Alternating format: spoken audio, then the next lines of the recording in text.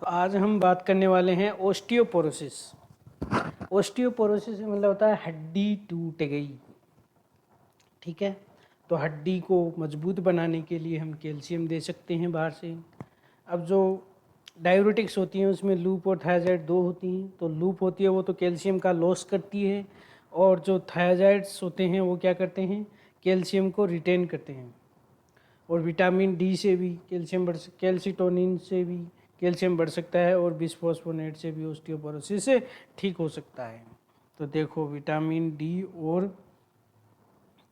Calcitonin से कैसे हम ओस्टियोपोरोसिस से बचाते हैं। विटामिन डी और कैल्सिटोनिन और पीटीएच, ये दोनों क्या करते हैं, सीरम कैल्शियम को विटामिन डी बढ़ाता है, कैल्सिटोनिन है वो कम करता है, पीटीएच है वो इंक्रीज करता है, और सीरम फॉस्फेट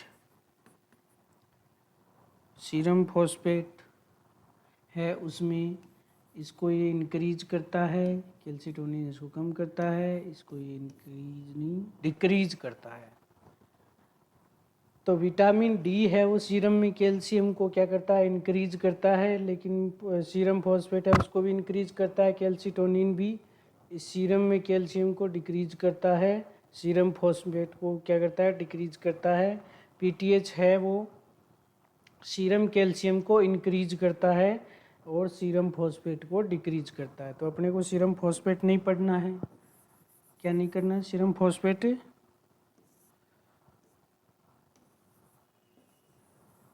ये हटा दो। अपनी को क्या करना है, अपनी को तो बोन में कैल्शियम के बारे में पढ़ना है कि बोन में विटामिन डी और कैल्सिटोनिन कैल्शियम को कैसे बढ़ाते हैं कि नहीं बढ़ाते हैं। तो सबसे पहले हमें ये देखना होगा कि ये सीरम में कैल्शियम को कैसे बढ़ाते हैं। तो सीरम में कैल्शियम को विटामिन डी है वो इंटेस्टाइन से ऑब्जर्व करता है, कैल्शियम को एब्जॉर्प्शन के द्वारा बढ़ाता है, और ये इसका एक्सक्रीट नहीं होने देता है। तो इसलिए बॉडी में कैल्शियम बढ़ जाएगा, तो बोन में भी ये क्या करेगा, कैल्शियम को इंक्रीज करेगा। अब जो पैराथायरॉयड हार्मोन है वो क्या करता है, वो सीरम में कैल्शियम कहाँ से लाता है, वो बोन को तोड़ के सीरम में कैल्शियम लाता है। तो इसका मतलब ये बोन में कैल्शियम को कम करेगा।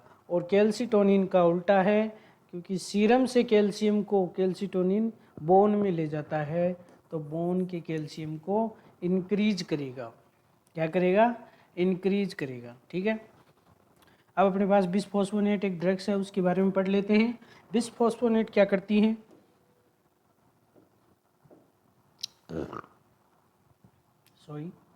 बिस्फोस्फोनेट है वो बोन को तोड़, जैसे क्लास्ट होता है तो बोन टूटती है, और जो ब्लास्ट है उसका मतलब होता है बोन का बनना, फॉर्मेशन।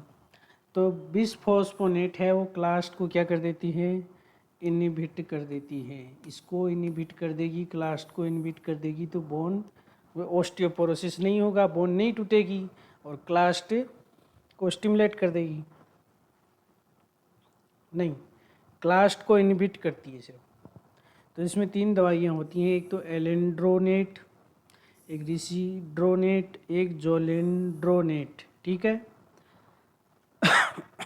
अब जो है बिस्फोस्फोनेट की टॉक्सिसिटी देख लेते हैं। बिस्फोस्फोनेट की सबसे पहले ड्रग ऑफ चॉइस देख लेते हैं। बिस्फोस्फोनेट की ड्रग ऑफ चॉइस कौन कौन सी, कहाँ कहाँ। ऑस्टियोपोरोसिस में भी ड्रग ऑफ चॉइस है बिस्फोस्फोनेट, और in calcium increase calcium of malignancy, यानी कि जब भी कोई मेलेग्नेंसी होती है तो ज़्यादातर मेलेग्नेंसी बोन को मेटास्टेसिस करती हैं, और मेटास्टेसिस मतलब बोन को तोड़ती हैं, यानी ऑस्टियोपोरोसिस। तो उसमें भी अपन बिस्फोस्फोनेट यूज कर सकते हैं। और पेजेट डिजीज में भी अपन यूज कर सकते हैं। पेजेट डिजीज है वो ब्रेस्ट में भी होती है और बोन में भी है। ठीक है, अपन बोन वाली है उसके अंदर बिस्फोस्फोनेट दे सकते हैं। अब बिस्फोस्फोनेट की टॉक्सिसिटी, इसोफेजियल टॉक्सिसिटी, यानी कि जब इसको ओरल लेते हैं तो ये इसोफेगस में जहाँ भी टच होगी वहाँ अल्सर कर देती है। तो इस चीज़ से बचने के लिए हमें क्या करना है, इसको एम्प्टी स्टोमक यानी कि खाली पेट लेना है। क्या करना है? खाली पेट लेना है इसको। और दूसरा plenty of water, plenty of water के साथ लेना है। Don't lie down 30 minutes, 30 minute तक सोना नहीं है, और मतलब लेट के सोना नहीं है। तो एम्प्टी स्टोमक क्यों लेते हैं? क्योंकि अगर खाने के बाद में लेंगे तो हो सकता है वो स्टोमक से वापस कहाँ आ जाए, इसोफेगस में आ जाए, इसलिए दिक्कत है। और प्लेंटी ऑफ वाटर के साथ क्यों ले रहे हैं? क्योंकि वो जल्दी डाइल्यूट हो जाएगी। और सोना क्यों नहीं है भैया? सोना इसलिए नहीं है क्योंकि आदमी लेटेगा तो हो सकता है वो स्टोमक से इसोफेगस में आ जाए, रिगर्जिटेट कर जाए, तो इसलिए हमें इन चीज़ों से बचना है।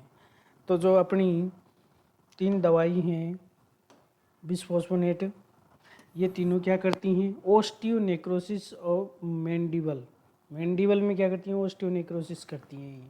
अब इसमें जो ये जोलेंड्रोनेट है, ये क्या करती है? ये रीनल फेलियर करती है। क्या करती है? रीनल फेलियर, यानी किडनी वाले आदमी में नहीं देना है।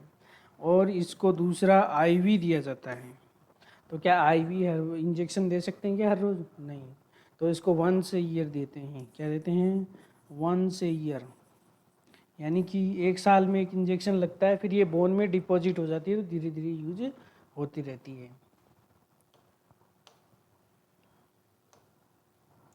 अब है post menopausal osteoporosis. Post menopausal osteoporosis में क्या होता है भैया?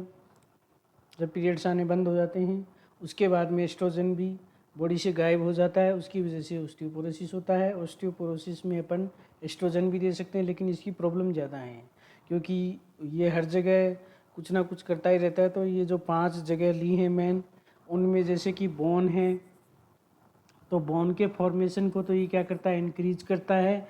ब्लड में HDL को बढ़ाता है, ठीक है। लेकिन ब्रेस्ट में क्या करता है? कैंसर के चांसेस इंक्रीज कर देता है। एंडोमेट्रियोसिस में भी कैंसर के चांस इंक्रीज कर देता है। और क्लोटिंग के चांसेस बढ़ा देता है, जिससे क्या हो सकता है? थ्रोम्बोएम्बोलिज्म हो सकता है।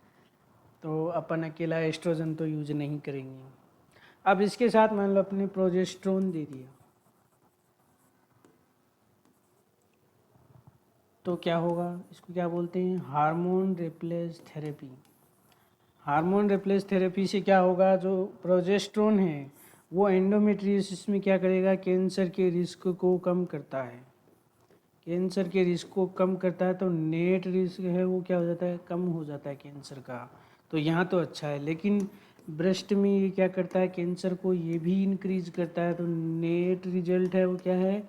कि एक तो कैंसर करेगा ही करेगा, और दूसरा ये लीवर में भी क्लोटिंग फैक्टर को भी इंक्रीज करता है। तो अपने को कैसा चाहिए? अपनी बोन को तो स्टिमुलेट करें, इसको भी स्टिमुलेट करें, इनको इनिबिट करना है। ब्रेस्ट कैंसर को भी इनिबिट करो, एंडोमेट्रियोसिस को भी क्या करो? इनिबिट करो, और लीवर वाले क्लोटिंग फैक्टर को भी इनिबिट करो। ऐसी दवाई चाहिए हमें जिसमें ये सारे गुण हों। तो ऐसी दवाई हमें नहीं मिली अभी तक, ठीक है। अभी तक हमें ऐसी दवाई नहीं मिली। फिर हमने एक और अलग दवाई देखी। कौन सी? Selective estrogen receptor modulator. इसमें एक दवाई होती है रेलॉक्सीफेन। ये रेलॉक्सीफेन क्या करती है भैया? ये रेलॉक्सीफेन है वो जो इस लीवर के जो ऊपर वाले काम है ना, वो तो सारे ऐसे ही करती है सेम। यानी कि बोन में फॉर्मेशन को बढ़ाएगी, ब्लड में HDL को भी बढ़ाएगी, ब्रेस्ट में कैंसर के चांसेस को कम करेगी, एंडोमेट्रियोसिस भी कम करेगी। लेकिन ये लीवर में क्या करती है? क्लोटिंग यानी कि थ्रोम्बोएम्बोलाइजेशन तो इसमें होता ही है, तो इसलिए इसको भी यूज़ नहीं कर पा रहे। पर ये और सबसे क्या है? बेस्ट है। और सबसे क्या है? बेस्ट है। अब कुछ नई दवाइयाँ भी खोजी, कुछ नई दवाई, न्यू ड्रग्स। देखो इसमें यारा ना, पैराथायरॉयड पीटीएच, यानी कि अपन पीटीएच दे रहे हैं पेशेंट को। पहले तो अपन ने पढ़ा था कि पीटीएच से क्या हो रहा था, वो पीटीएच क्या कर रहा था, बोन को तोड़ रहा था, इसलिए पीटीएच नहीं दे रहे थे। और यहाँ पे अपन कह रहे हैं कि पीटीएच देंगे। तो हमने एक दिन पीटीएच में देखा कि इसमें है वो 1 से 84 अमाइनो एसिड होते हैं। तो ये दो भागों में टूट जाता है। एक पार्ट इसका जो बनता है वो है 1 to 34 अमाइनो एसिड, और एक जो बनता है वो बनता है 35 to 84, यानी कि 50 अमाइनो एसिड। तो जो ये 35 वाला है ये क्या करता है, ये ब्लास्ट को स्टिमुलेट करता है, यानी कि बोन फॉर्मेशन को स्टिमुलेट करता है। इसलिए टेरीपेराटाइड है वो अपन यूज करते हैं। टेरीपेराटाइड में कौन सा पीटीएच होता है, ये 34 वाला होता है। क्या होता है, 34 अमीनो एसिड वाला पैराथायरॉयड हार्मोन होता है। ठीक है, इसलिए हम इसको यूज करते हैं।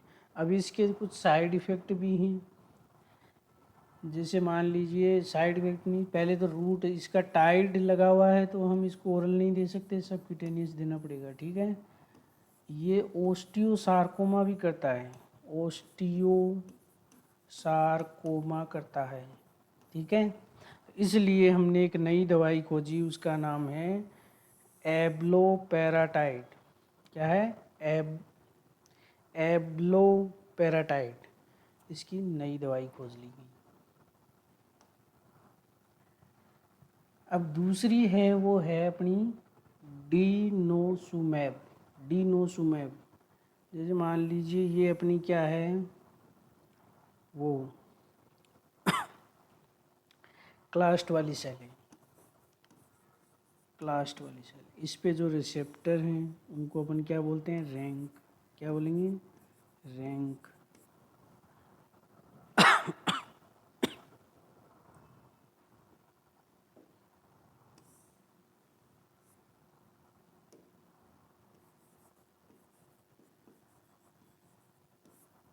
और इस रिसेप्टर पे क्या जुड़ता है, लाइगेंड, वो यहाँ जुड़ेगा। ठीक है,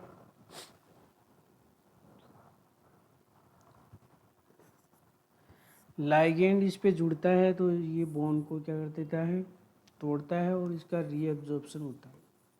क्या होता है, रीअब्जॉर्प्शन होता है। तो अगर अपन ये डीनोसुमैब देंगे तो ये क्या करेगी,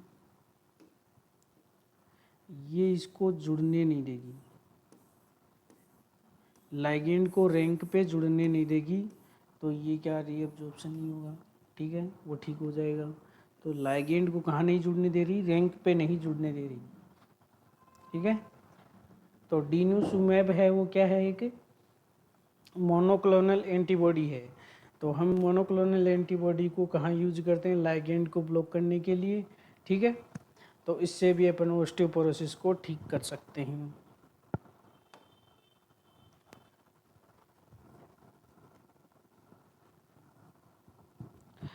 तीसरी जो दवाई है वो है स्ट्रेसिम रेनेलेट। स्ट्रेसिम रेनेलेट ये क्या करती है, स्ट्रेसिम रेनेलेट है, इसका डुअल इफेक्ट है। क्या है, डुअल, यानी कि ये क्लास्ट को तो क्या करेगी, इनहिबिट करेगी, और ब्लास्ट को क्या करेगी, स्टुमुलेट करेगी, यानी बोन फॉर्मेशन को बढ़ावा देगी, बोन को तोड़ने वाले को क्या करेगी, इनहिबिट करेगी। ठीक है, तो इसमें दोनों प्रवृत्ति हैं।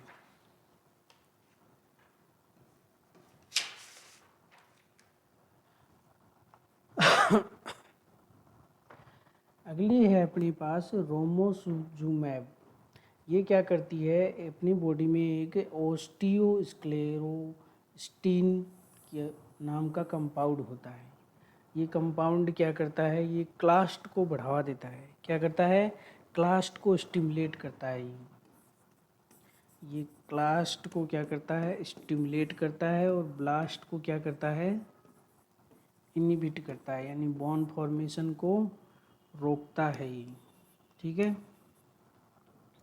तो ये जो रोमोसोजुमेब है ये क्या करेगी, ये इस कंपाउंड को ब्लॉक कर देगी, इसमें उल्टा इफेक्ट आ जाएगा। क्या हो जाएगा, क्लास्ट क्या हो जाएगा, इनहिबिट हो जाएगा, और ब्लास्ट क्या हो जाएगा, स्टिमुलेट हो जाएगा। तो इसमें भी क्या है, डुअल इफेक्ट है। क्या है, डुअल इफेक्ट है। लास्ट है अपनी कैल्सीमिमेटिक। कैल्सीमिमेटिक कैसे होता है, जैसे कि ये अपनी क्या है, पैराथायरॉयड ग्लैंड है, इससे क्या निकलता है, पीटीएच निकलता है, और ये अपनी मान लीजिए ब्लड वेसल्स हैं। तो ये पीटीएच ब्लड में कैसे आता है, ब्लड में आने के लिए अपने को सबसे पहले ये देखना होगा कि पीटीएच करता क्या है। तो पीटीएच तो कैल्शियम को बढ़ाता है सीरम में। तो कैल्शियम अगर ब्लड में कम हो जाएगा तो इसको पता कैसे चलेगा कि अब कैल्शियम कम हो गया है। तो इस ग्लैंड पे एक रिसेप्टर होता है,